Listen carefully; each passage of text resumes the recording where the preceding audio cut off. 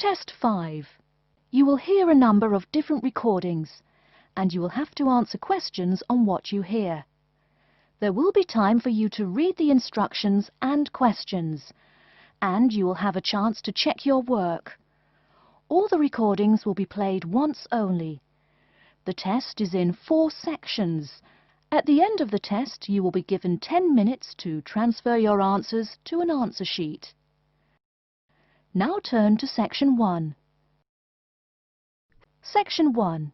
You will hear a conversation between a housing agent and a college student who wants to rent a house. First, you have some time to look at questions 1 to 4.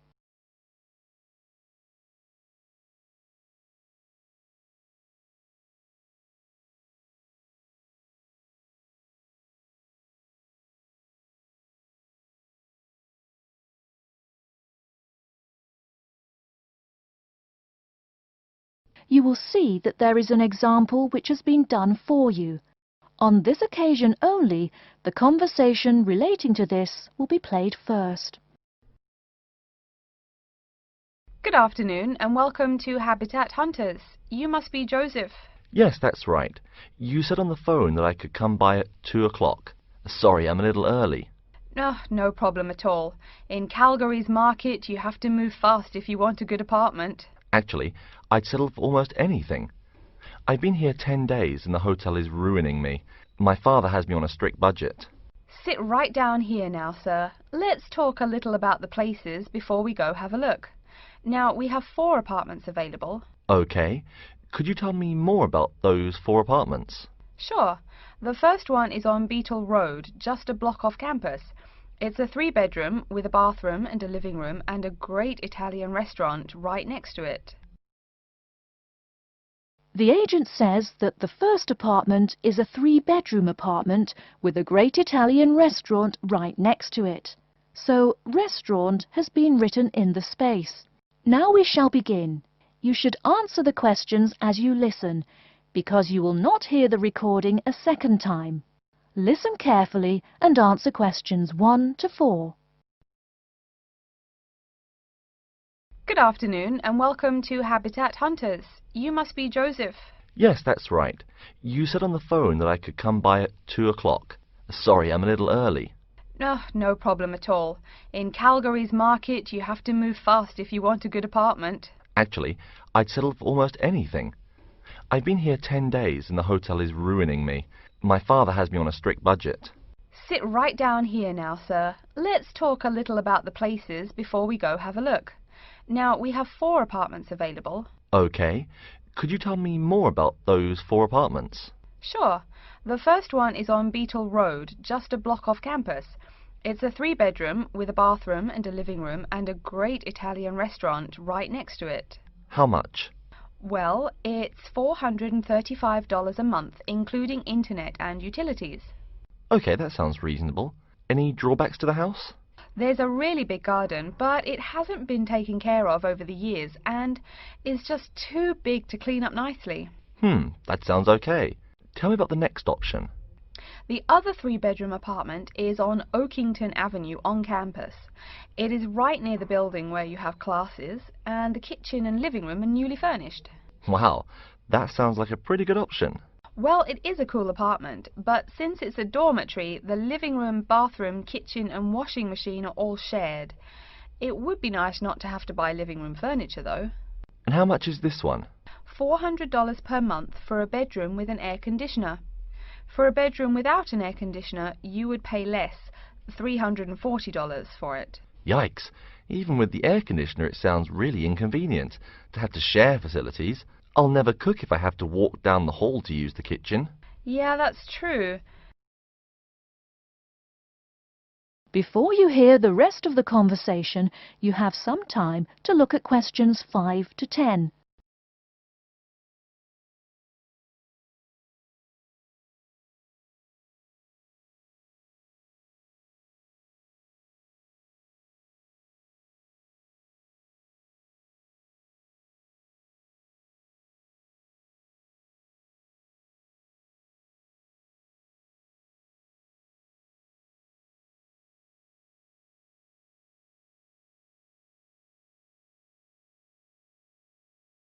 Now listen and answer questions 5 to 10.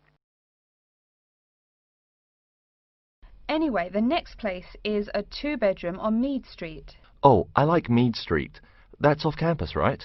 Yep, it's pretty cool, but it only has 2 bedrooms plus a living room and a study. But I want to live together with my 2 friends. So you could make the study into a small bedroom if you end up living with them. Also, we guys want a TV and DVD player since we're all so much into movies. Well, this place has a great TV and VCR, but no DVD player. No DVD? That's so weird. Are any other facilities provided? As you said, weird enough, it also comes with a wash basin. Is there a washing machine? I think we need that more than just a wash basin.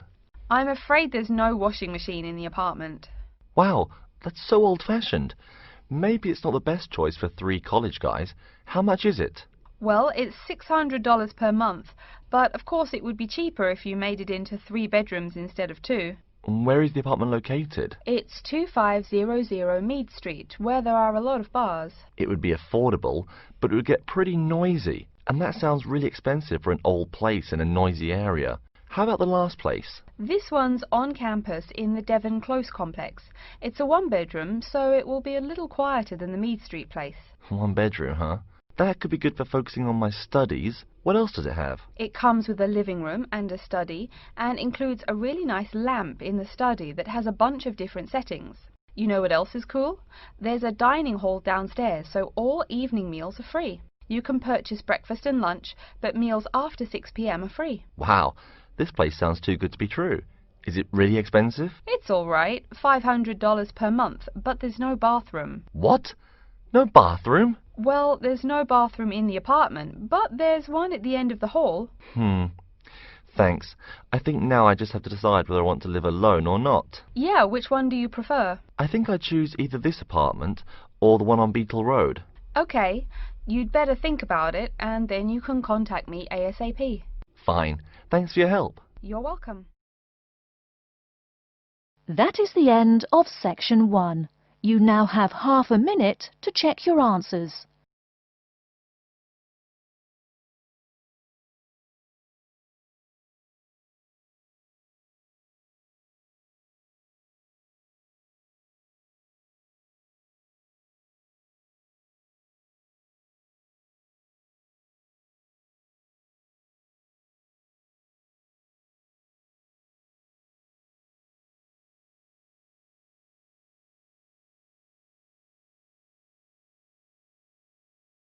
Now turn to section 2. Section 2. You'll hear a talk about the waste collection in Baltimore. First, you have some time to look at questions 11 to 15.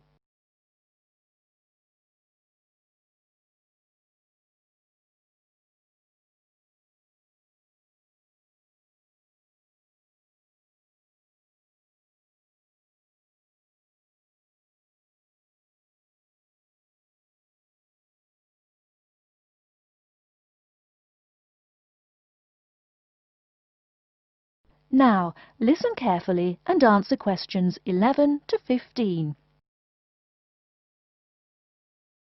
Hi folks, my name is Loretta Johnston, and I'm here from the Baltimore Department of Public Waste. Thank you for coming out to our community meeting tonight. I've got a few words to say about the waste collection here in Baltimore. First, there's the sorted collection bins themselves. They're made of sturdy, solid material, so none of your trash can seep out or puncture the bin. Also, since these things sit out on the curb overnight, rain or shine, they have to be waterproof. We can't have water getting up in it and filling up the bin. Remember to pay attention to which bin is which, and sort your waste accordingly. You should have a blue or green bin for recyclable garbage, a yellow bin for unrecyclable garbage, and a red bin for toxic waste. Our city-wide waste management is divided into 2 services. The first is commercial waste collection, or trash collection from buildings.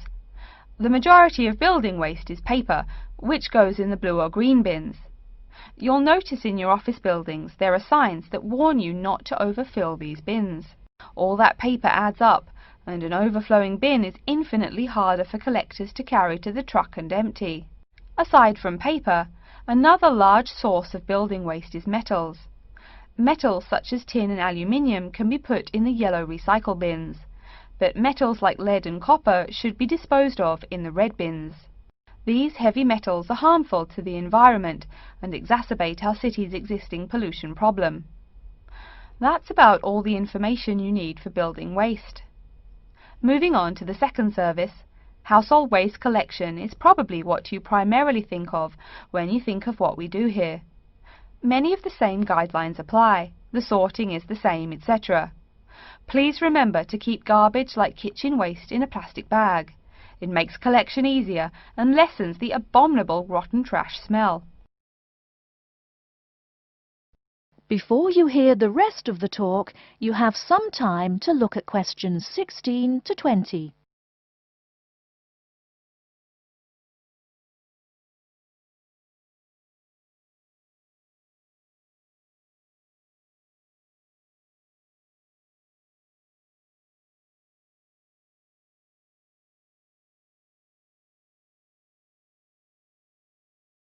Now listen and answer questions 16 to 20.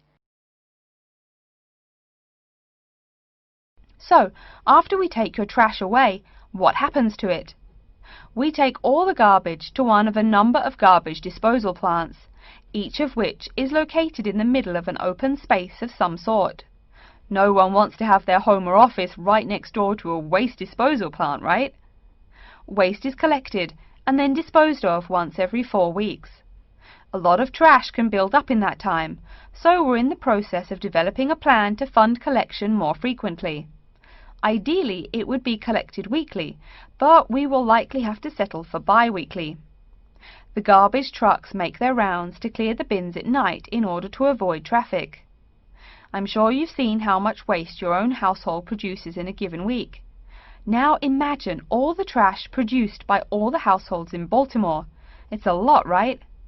It may surprise you that this amount is only marginal compared to commercial waste. Yep, the main waste producers are actually businesses, industrial facilities, retail and offices. Hard to believe humans produce that much waste, right? No wonder we have pollution problems. Anyway, after all incoming waste is sorted, recyclables are sent to a recycling plant, while garbage and toxic waste are transported to their respective areas of the plant for treatment. Items such as stones, which should not be disposed of in our bins, are separated out and discarded. Once the trash has undergone the treatment process, it is compacted and disposed of with all the other trash. And finally, when the landfill space is full, it is buried deep underground, and in time, something new is built on the land. That's everything about waste collection. Thank you for listening. Are there any questions? That is the end of section 2. You now have half a minute to check your answers.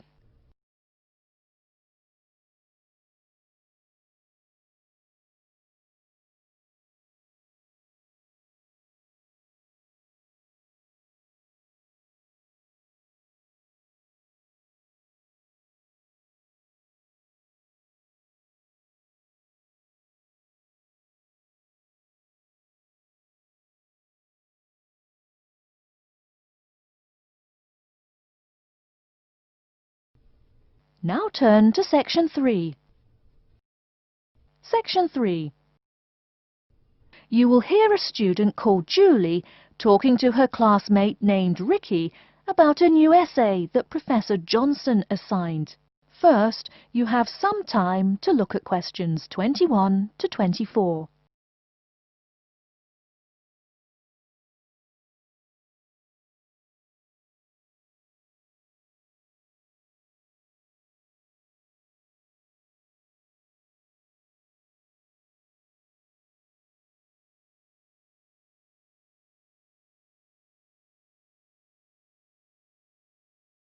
Now, listen carefully and answer questions 21 to 24.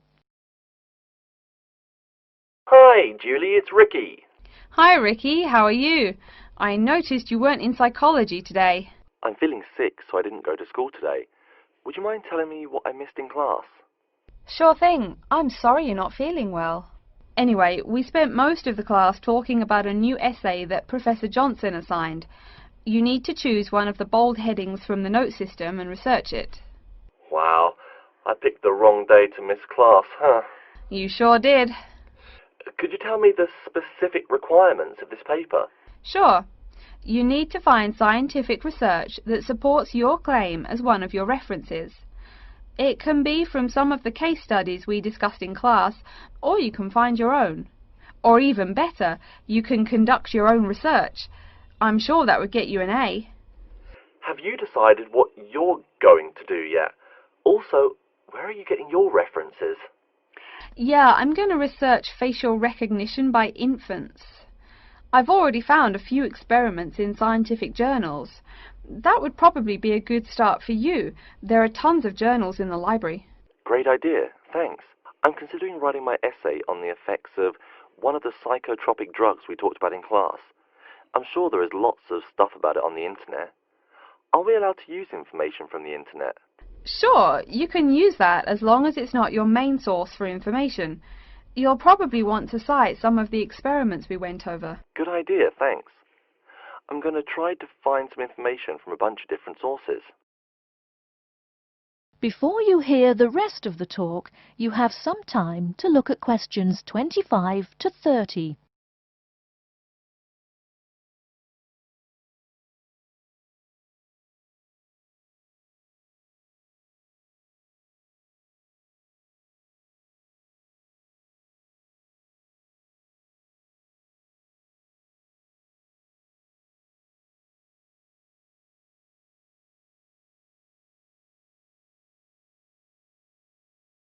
Now listen and answer questions 25 to 30. Are there any specifications on how the essay should be written? Yeah, Professor Johnson wants it double-spaced. It should be between 6 to 10 pages long. 6 to 10 pages? That's so much. Oh, it's going to take forever. I know, the whole class groaned when he said that.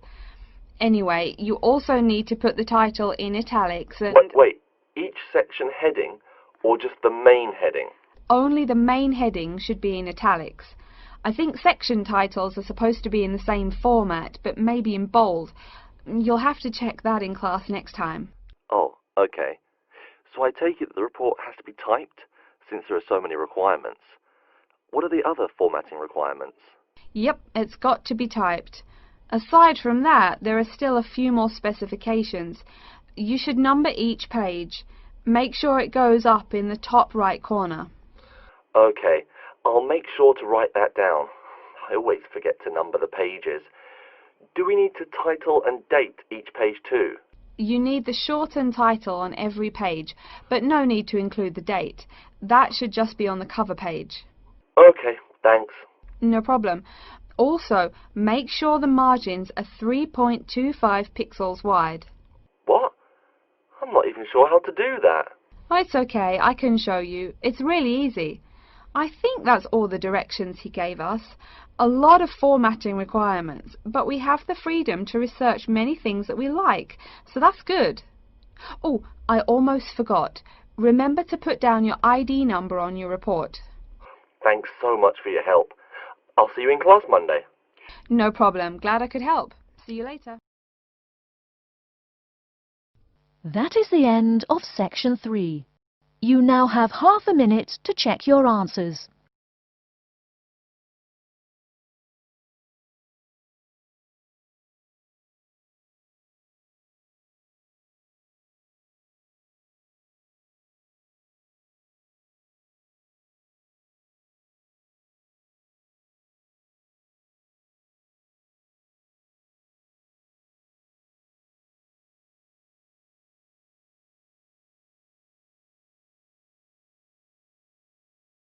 Now turn to section 4. Section 4. You will hear a lecture on environmental science. First, you have some time to look at questions 31 to 40.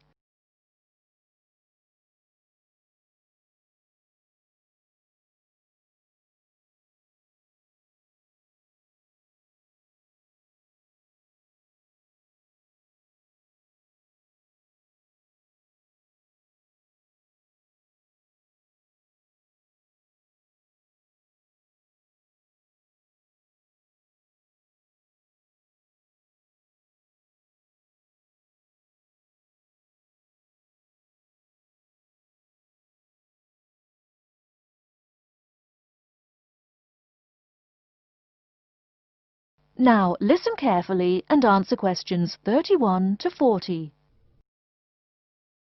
Good morning and welcome to yet another lecture in environmental science. I don't think I'm telling you a secret when I mention that water is a big worry here in Australia. The stuff is scarce. Perhaps that's why we drink so much beer, eh? Seriously though, a safe and reliable source of water is one of the great concerns of people everywhere. Moreover, as the world population grows, the pressure on existing water supplies grows greater and greater. Think about it. Our economic system demands that there be more and more consumers. The growing number of people has been tied to climate change, including droughts. So more people means less water. But our economic system demands a high birth rate. Forget about oil. Soon enough you will see wars for water. Mark my words. But today I'm going to confine my remarks to Australia. As noted already, here down under the water supply is extremely scarce. The only drier continent is Antarctica, and remember, no one really lives there anyway. Moreover, in recent years, the wind patterns have changed. Rain that used to fall on the country now falls out to sea hundreds of miles to the south. Now, when I speak of people needing water, most of you probably think of drinking.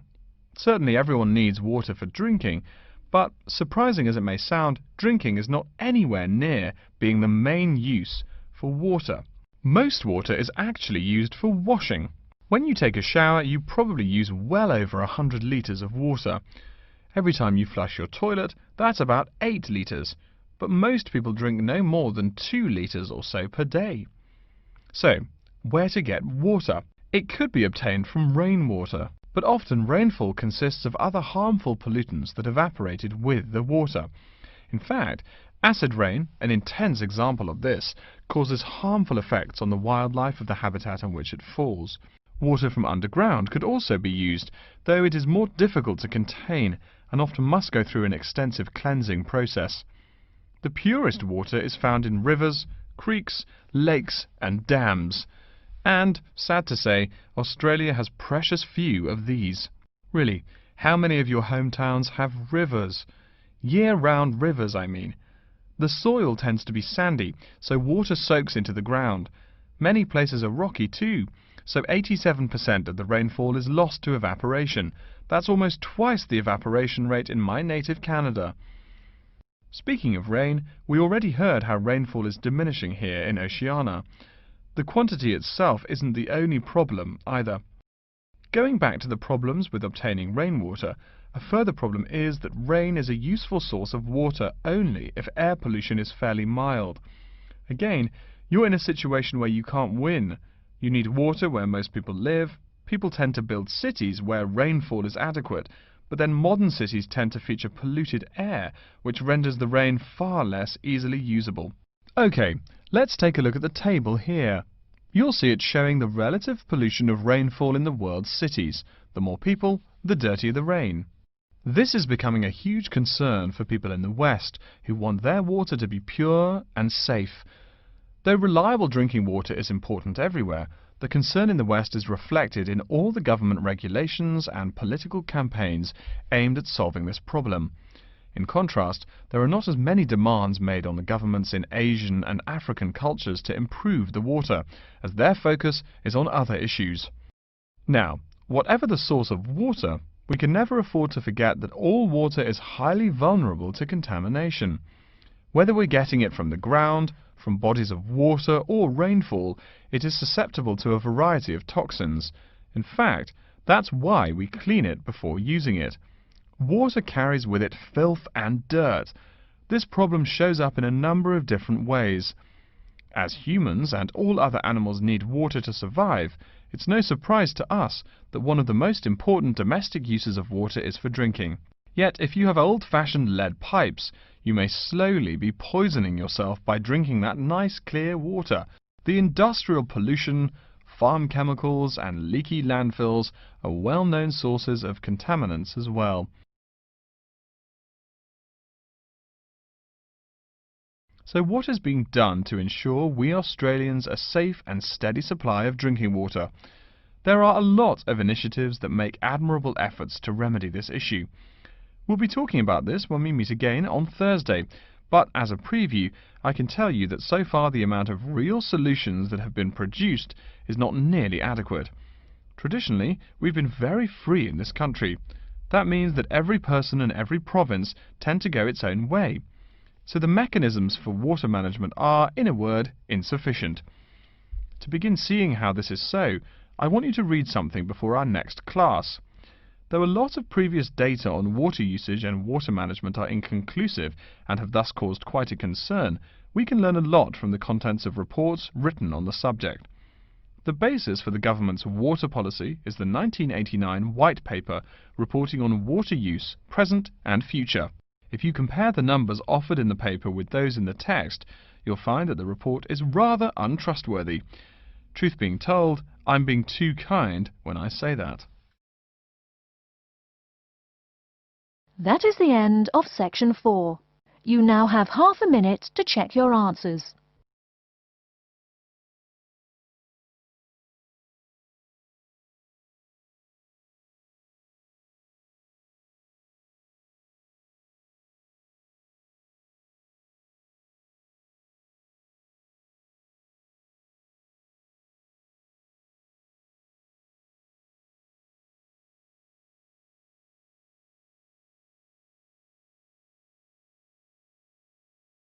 That is the end of the listening test. In the IELTS test, you will now have 10 minutes to transfer your answers to an answer sheet.